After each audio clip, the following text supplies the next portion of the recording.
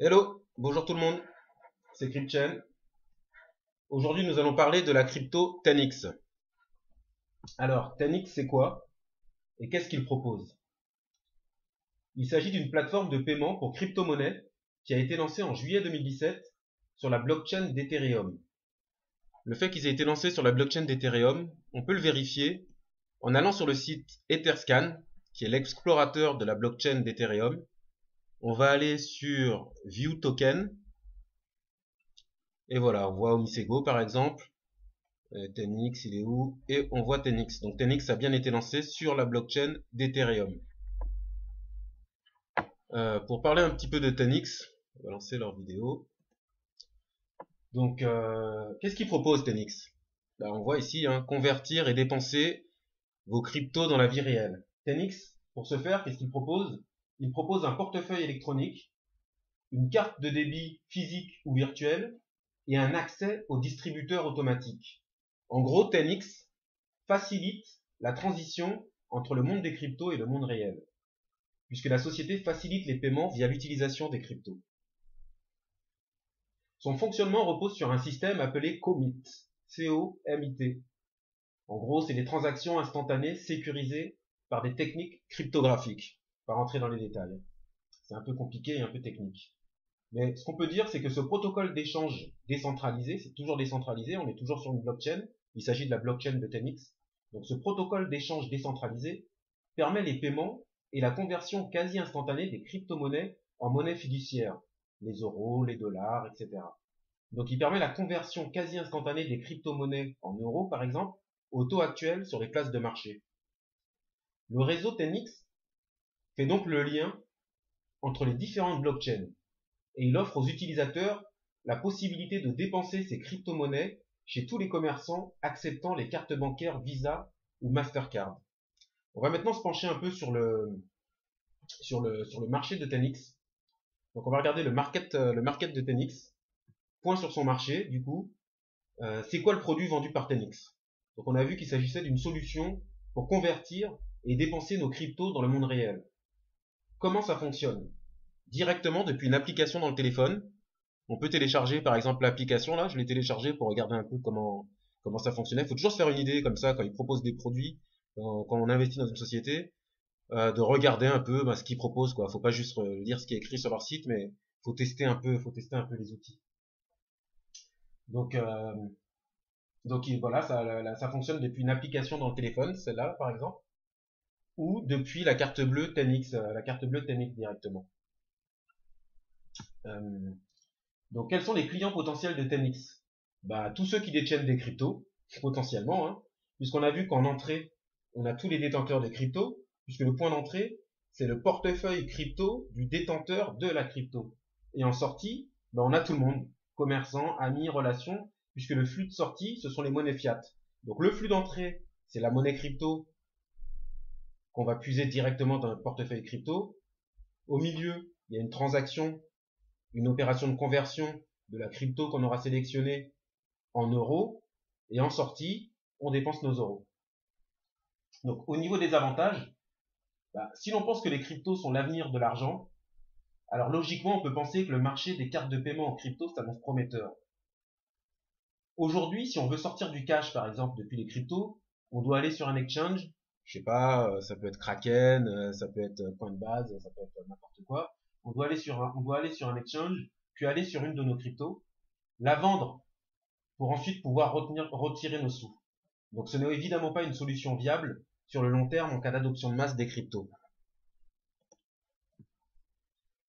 Il faut aussi noter que les cartes crypto de débit ne sont pas reliées à notre compte bancaire comme pour Visa, Mastercard ou PayPal.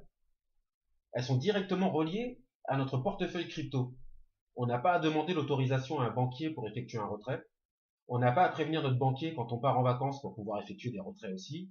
Les transactions sont immédiates et avec des frais réduits. Bref, ce futur marché des paiements par crypto est potentiellement appelé à grandir. Et c'est la raison pour laquelle il y a d'autres sociétés sur ce créneau. Il y a Monaco, on a Centratech, je sais pas si je les ai mises.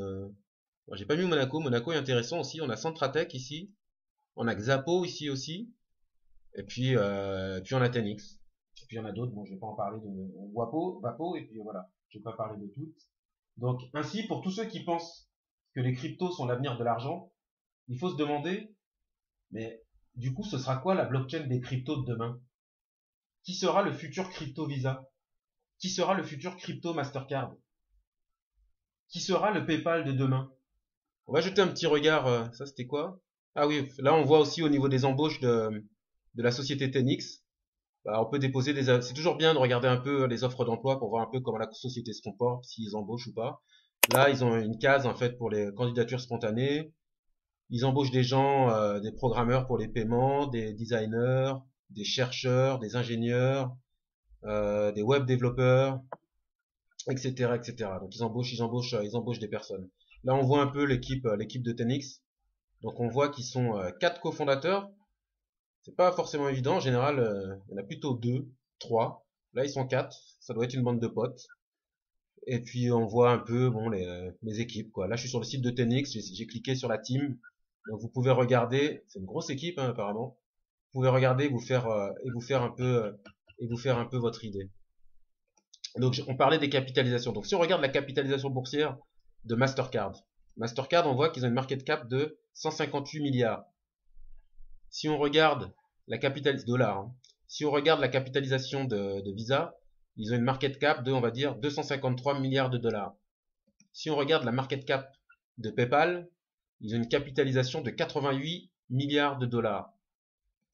Si on regarde la market cap de Tenix, qui n'en est qu'à ses débuts, hein, Tenix, c'est du juillet 2017, hein, juillet 2017, ils ont atteint un pic à pratiquement 6 dollars le 14 août.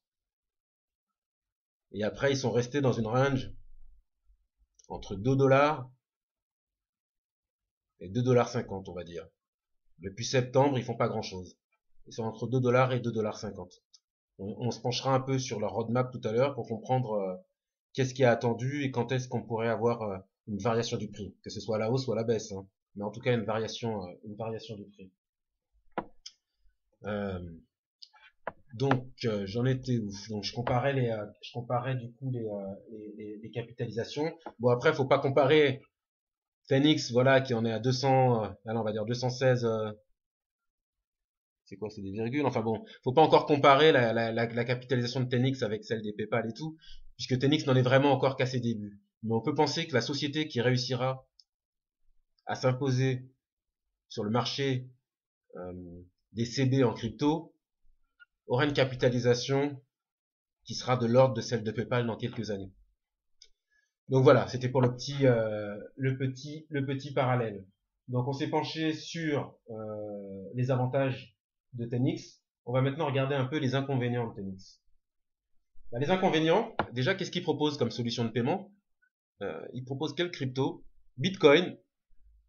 Ensuite, ils sont en version bêta pour Ethereum, pour les tokens ERC20, ça veut dire toutes les blockchains qui se sont construites sur la blockchain d'Ethereum, puisque Tenix est lui-même un token ERC20, puisqu'il a été construit sur la blockchain d'Ethereum, et Dash, Digital Cash. Donc pour ces trois-là, c'est en version bêta.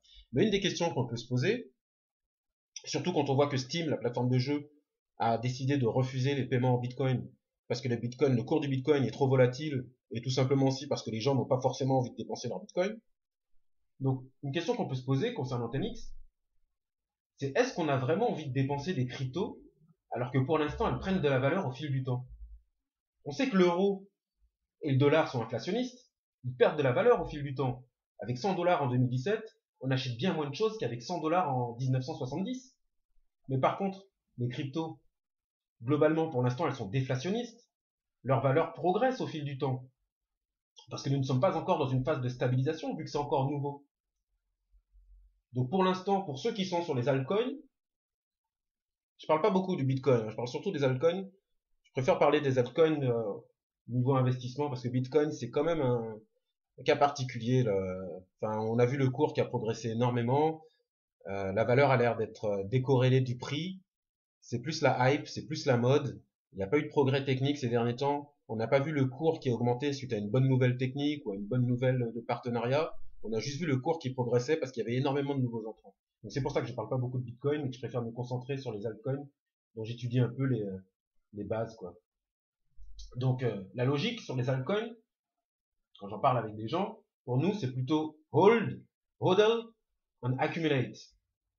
C'est-à-dire qu'on garde les positions dans le long terme, on garde nos positions pour le long terme, 2-3 ans, et on accumule progressivement, soit pour renforcer nos positions déjà acquises, quand on voit que la valeur a diminué, et bien on se dit pas merde, j'ai perdu 20% depuis le début du mois, voilà, machin. On se dit, tiens, ça a diminué de 20%, hey, c'est peut-être le moment de remettre un peu des sous dedans, quoi. Donc hold, on accumulate. Donc la stratégie, c'est d'accumuler progressivement pour renforcer nos positions ou pour les diversifier. Et ensuite, on se dit, on fait le bilan dans 2-3 ans. Mais en tout cas, le plan pour l'instant, c'est pas de les dépenser, quoi. D'ailleurs, sur le blog, je crois qu'il le dit lui-même, l'un des cofondateurs, lui. Et voilà. Pourquoi, pourquoi certains voudraient dépenser leur crypto si elle continue de monter? Donc, vous pouvez cliquer sur la vidéo, si ça veut bien la mettre. Vous pouvez cliquer sur la vidéo et regarder la réponse qui va. Ah, c'est pas une vidéo? Ok. Vous pouvez cliquer sur le lien et regarder un peu ce qu'il dit et comment il le justifie. Hein. Je vais pas le faire, je vais pas durer trop longtemps sur cette vidéo. Donc pour Tenix, on a vu que les flux d'entrée, ce sont les cryptos. Au milieu, il y a le taux de change, le taux de conversion, et le flux de sortie, c'est les monnaies fiat. Mais du coup, ce qu'il y a au milieu là, le taux de conversion crypto-fiat, pour nous crypto-euro, on sait qu'aujourd'hui les exchanges, ils ne proposent pas tous les mêmes taux de conversion au même moment, car le marché n'est pas encore mature. On peut typiquement, si on regarde le prix d'un Bitcoin par exemple sur Coinbase et si on le regarde sur CoinHouse, on n'aura pas les mêmes prix au même moment. Et du coup, il y a des gens qu'on appelle des arbitragistes qui vont profiter, qui vont aller acheter sur la plateforme où ce sera le moins cher et qui vont aller les revendre tout de suite sur la plateforme où ce sera le plus cher. Comme ça, ils auront fait un gain. Faut moduler par les frais, etc. Il faut faire l'opération assez rapidement. Je le fais pas, moi personnellement, je suis pas un trader, mais il y en a qui font ça. Et justement, ces gens-là, on les appelle des arbitragistes. Et au fur et à mesure de leurs opérations, ils tendent à faire le prix des cryptos s'égaliser sur les différents exchanges. Donc il faut souhaiter qu'il y ait de plus en plus d'arbitragistes, comme il y en a sur le marché des actions, des obligations, et ce qui fait que les prix sur les marchés établis comme les actions et les obligations sont égaux entre les différentes places, où quand ils varient, ils s'égalisent assez rapidement. Donc, en conclusion, on a vu que Tenix c'était une crypto. On a vu que Tenix c'était une crypto qui permettait d'effectuer des paiements en monnaie fiat directement depuis son portefeuille crypto, que ce soit par carte bancaire ou depuis une application mobile installée sur son téléphone. Donc, excite les banques. On a vu qu'en cas d'adoption de masse des cryptos, on peut s'attendre à ce que les cartes de paiement crypto aient de l'avenir, car elles seront tout simplement les cartes bleus de demain. Au niveau de la roadmap de Tenix, ça commence là. 24 juin, annoncé, juillet 2017, août 2017, septembre 2017, quatrième trimestre 2017. Voilà, on commencera à voir les produits qui arriveront courant 2018, 2019, et c'est attendu pour 2020. Donc si on investit dans du Tenix, c'est pas un conseil d'investissement évidemment, à ce que je dis, moi c'est juste une analyse. Mais pour ceux qui ont souhaité, qui ont investi ou qui comptent investir dans Tenix, faut pas regarder le prix tous les jours. Hein. C'est quelque chose qui va décoller. Là, on a vu qu'on était à le cours de Tenix. Le cours de Tenix, je vais finir par y arriver. Ils sont combien Tenix? Voilà, ils sont 49e Tenix avec une market cap de 212, 213 millions, on va dire. Donc faut pas regarder le cours tous les jours quoi. Si on investit dans Tenix, c'est du long terme. C'est qu'on est confiant dans le marché des CB en crypto et c'est du long terme, c'est du 2-3 ans. Donc ça sert à rien de regarder les cours tous les jours et pour se dire mince j'ai perdu 6% aujourd'hui, etc., etc.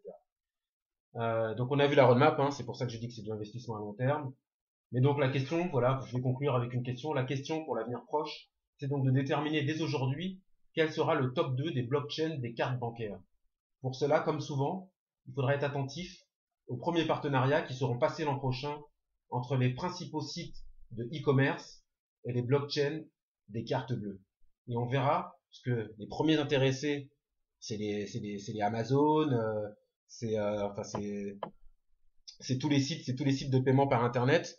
Et eux, c'est des entreprises qui ont des gros moyens, qui ont des gros paiements et des grosses équipes. Donc quand ils font des investissements et des partenariats, ils ont des moyens pour analyser les choses beaucoup plus finement que nous. Donc le conseil, c'est de les suivre. Voilà, c'est tout pour aujourd'hui. À bientôt. Ciao.